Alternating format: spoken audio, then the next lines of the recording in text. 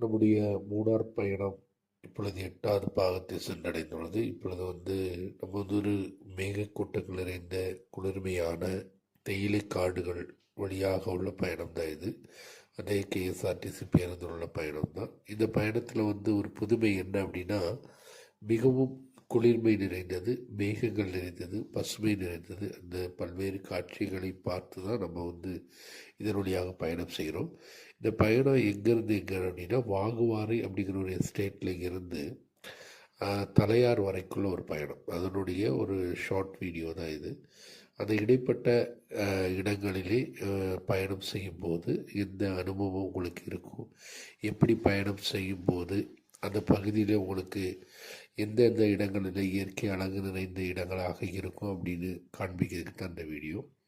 இதில் நீங்கள் பார்த்தீங்கன்னா, அந்த பகுதியில் நீங்கள் கடந்து செல்லும்போது 2 சைடும் மலைநிறைகள் தான். ஒரு பகுதியில் மலைகள், இன்னொரு பகுதி காடுகள் நிறைந்தது தான்.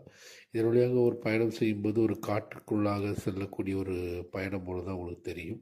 ஆனால் என்ன அப்படின்னா, ஒரு பகுதி ஃபுல்லாக தேயிலை காடுகள் நிறைந்திருப்பதன் காரணமாக தேயிலையின் அலையில் உங்களுக்கு ஒரு இயற்கையான ஒரு காற்று, ஒரு அனுபவமிக்க அல்லது ஒரு ஒரு இலை என்ன சொல்கிறது, அதன் வழியாக போகும்போது ஒரு டயர்ட்னஸ், அந்த மாதிரி சோர்வு இல்லாத ஒரு பயணத்தை உங்களுக்கு கொடுக்கும்.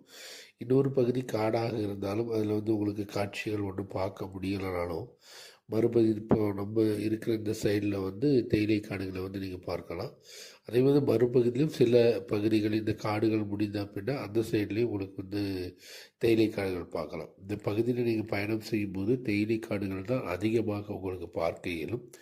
இந்த பகுதியில் நின்று நீண்ட தூர காட்சிகளை நீங்கள் படம் எடுக்கலாம்.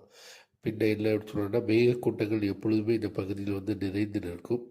ஏன்னா காலநிலை, இந்த இடங்கள் தமிழகத்தின் காலநிலை தான் இந்த பகுதியில் உள்ளது.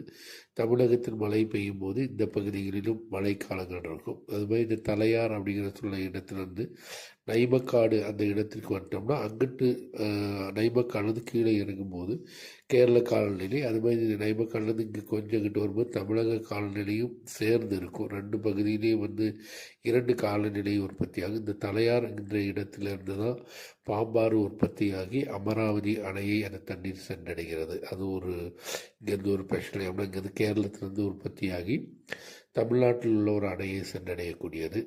அந்த பகுதி தான் தலையார் அப்படின்னு. அங்கேருந்து தான் அதுக்கு ஒரு தலைமையான ஒரு இடம் இருப்பதன் காரணமாகத்தான் தலையார் என்று அறியப்படுகிறது.